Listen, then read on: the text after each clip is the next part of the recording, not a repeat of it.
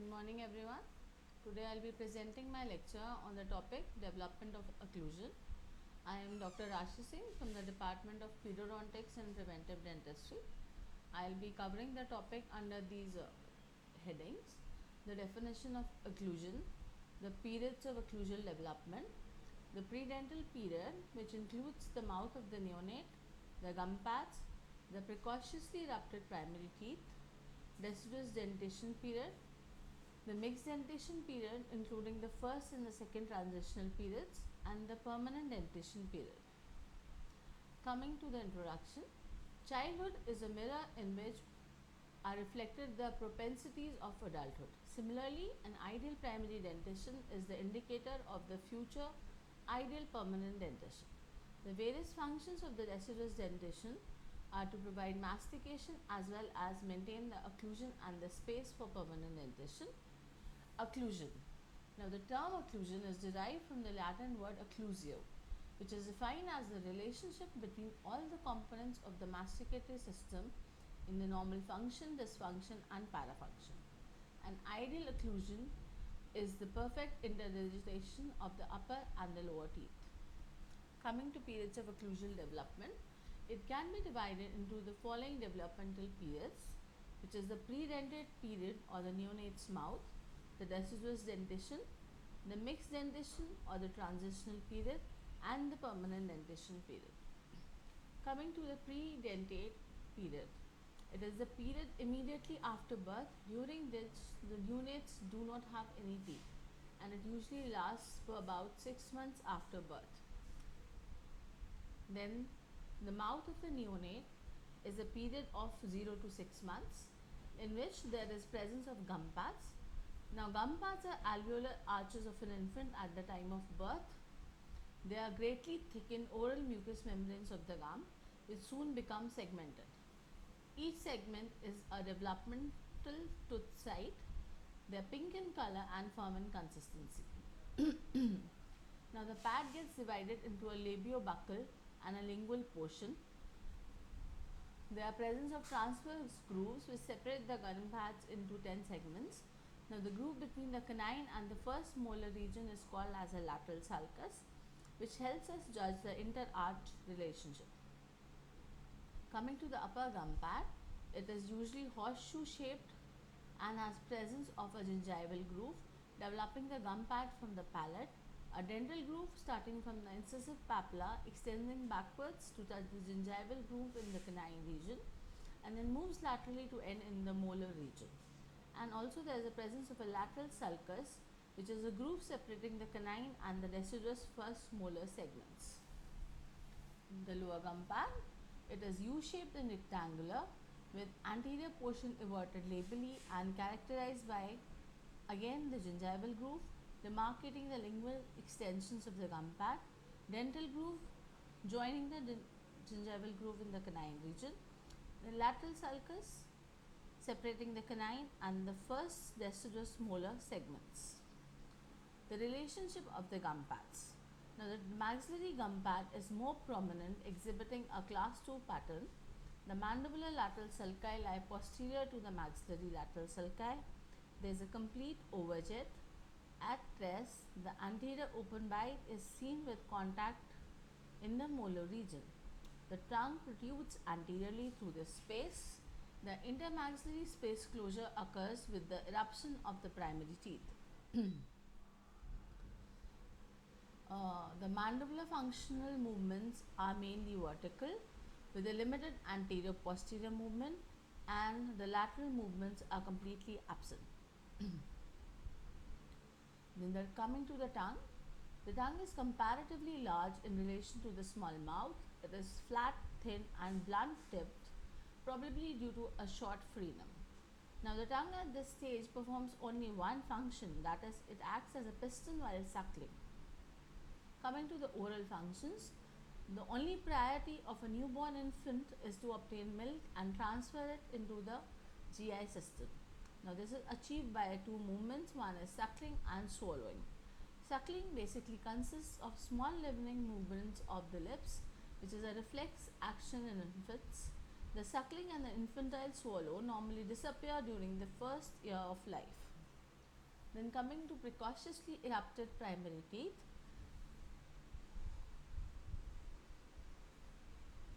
Pouch and Feasby differentiated natal and neonatal teeth based on the maturity of the structures, suggesting the term premature teeth.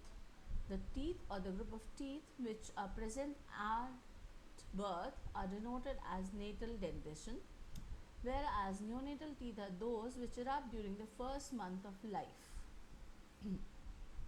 Now, the natal teeth are more frequent than your neonatal teeth, the most common being the mandibular regional of central incisors, followed by maxillary incisors, mandibular cuspids or molars, and only 1% are maxillary cuspids or molars. After the predentate period is the period of the deciduous dentition. The deciduous dentition starts from the eruption of the first deciduous tooth, usually the deciduous mandibular central incisors, and ends with the eruption of first permanent molars from 6 months to 6 years of life.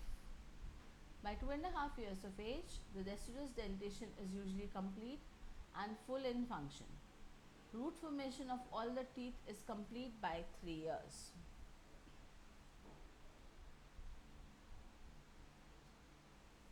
The normal signs of primary dentition. It is characterized by the presence of physiological spaces. Now, these spacing are often present between all anterior primary teeth. The most marked spaces are present mesial to the maxillary canines and distal to the mandibular canines. These are called as primate or anthropoid spaces, as suggested by Baum in 1950. Now, another type of space in the primary dentition is the secondary or the developmental space. These are usually found between the incisors. Then, presence of a shallow overjet and overbite. So, it is also characterized by the presence of a shallow overjet and overbite. And the primary dentition usually has a non-existent overjet or overbite with an edge-to-edge incisor relationship. The interincisal angle between the maxillary and mandibular incisors is about 150 degrees in the primary dentition. There is an ovoid arch form with a straight or a terminal plane relationship in the molar region.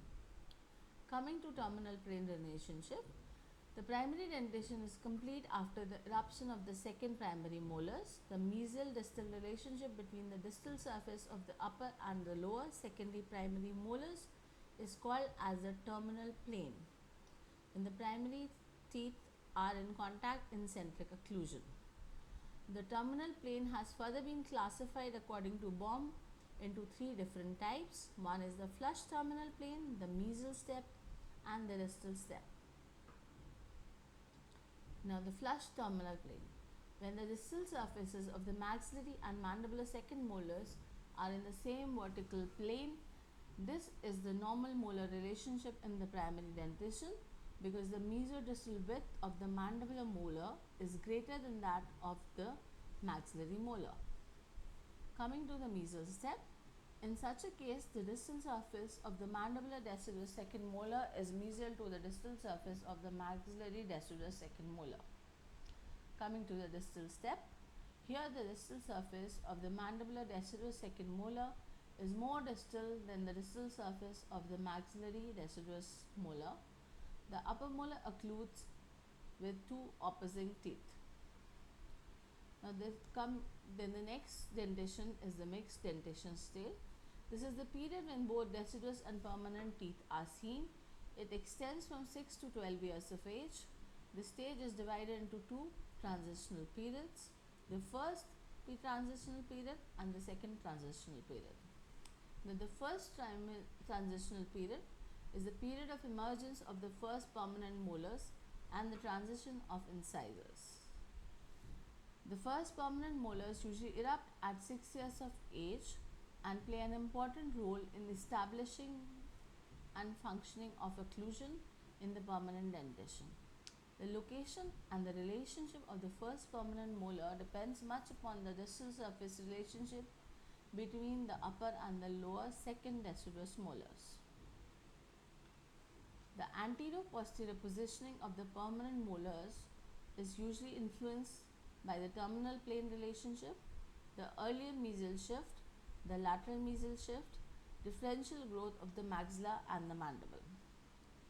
The first permanent molars are guided into the dental arch by the distal surface of the second deciduous molars.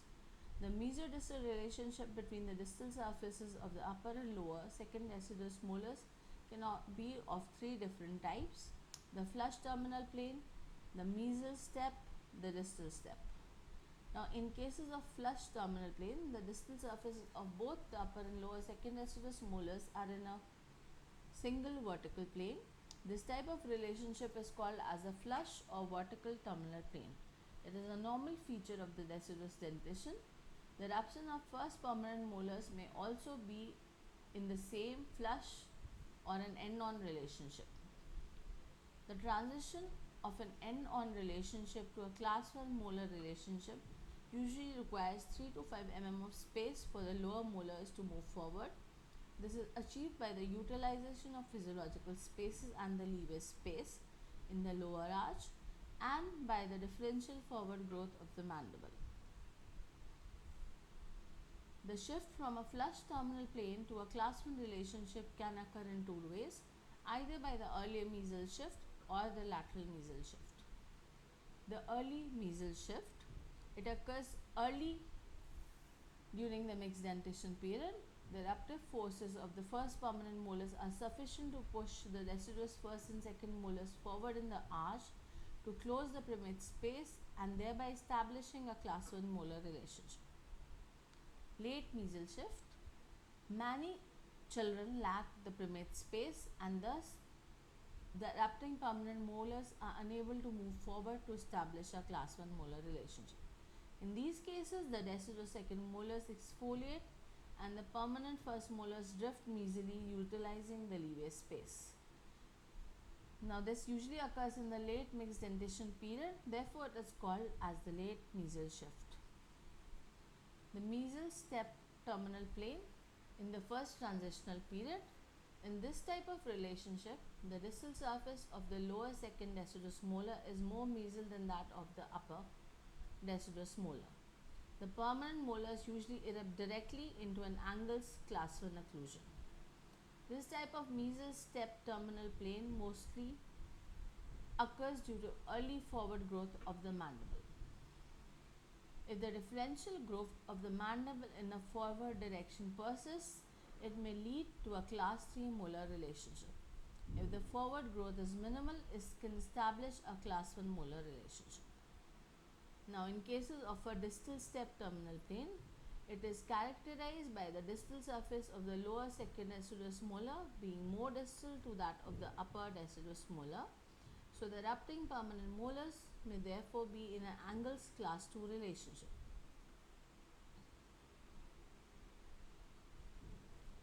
Then coming to the incisal eruption in the first transitional period. During the first transitional period, the deciduous incisors are replaced by the permanent incisors. The mandibular central incisors are usually the first to erupt. The permanent teeth are considerably larger than that of the deciduous teeth they replace. The difference between the amount of space needed and the amount of space available is called as incisal liability. This incisal liability is roughly about 7 mm in the maxillary arch and 5 mm in the mandibular arch. The incisal liability may be overcome by the following factors: utilization of the interdental spaces, increase in the intercanine width, and change in incisal inclination. Now, coming to utilization of the interdental spaces in the primary dentition, there are physiological or developmental spaces present in the primary dentition which are partially utilized to account for incisal liability, which is about 4 mm in the maxillary arch and 3 mm in the mandibular arch. The permanent central incisors are much more easily accommodated in normal alignment in cases exhibiting adequate interdental spaces than in arch that has no space. And coming to the increase in the intercanine width, during the transition from primary to permanent incisors, there is an increase in the intercanine width both in the maxillary and the mandibular arch.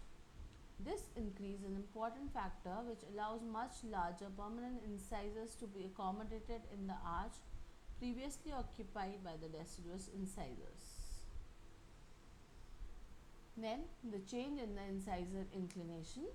The primary incisors are more upright than that permanent incisors. Therefore, there is a decrease in the interincisal angle from about 150 degrees in deciduous dentition to about 123 degrees in the permanent dentition. The permanent incisors erupt more labially inclined, thus tend to increase the dental arch perimeter. Then the intertransitional period. In this period, the maxillary and the mandibular arches consist of set of deciduous and permanent teeth. Between the permanent incisors and the first permanent molars lie the deciduous molars and canines. This phase of mixed dentition period is relatively stable with no changes occurring, and it usually lasts for about 1.5 years.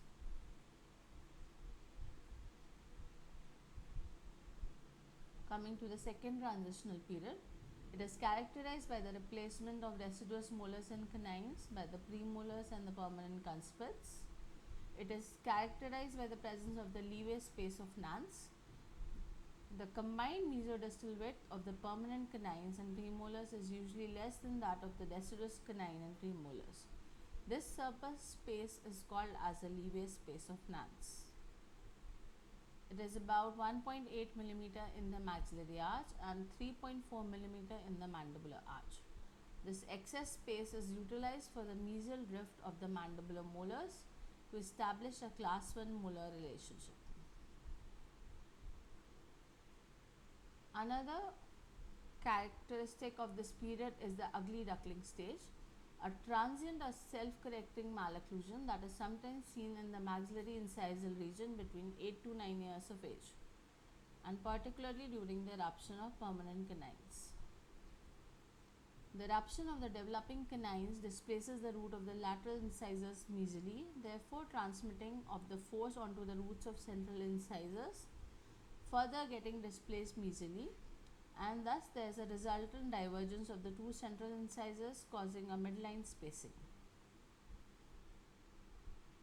As the laterals erupt further, narrowing the portions of their roots up in proximity to the developing canines, causing a bulging of the maxilla in the canine region as the alveolar process develops around the forming canines. Margolis described alveolar process as a servant of the developing tooth. Broadbent described this situation as the ugly duckling stage, as children tend to look ugly during this phase of development. It is also known as the Broadbent phenomena. This condition is usually self-correcting, as when the canines erupt, the pressure is transferred from the roots to the coronal area of the incisors.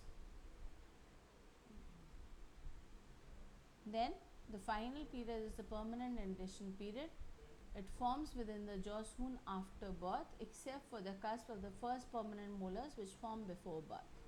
The permanent incisors develop palatal or lingual to the deciduous molars and move labially as they erupt. The premolars develop between the diverging roots of the deciduous molars. The permanent dentition period calcification begins at birth with the calcification of the cusp of the first permanent molar and extends as late as the 25th year of life. The complete calcification of incisor crowns takes place by 4 to 5 years and the other permanent teeth by 6 to 8 years, except the third molars, and the total calcification period is about 10 years.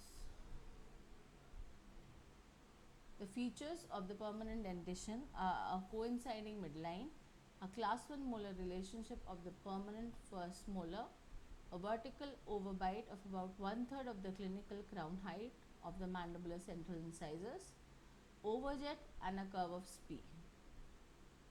Thank you. That completes the lecture.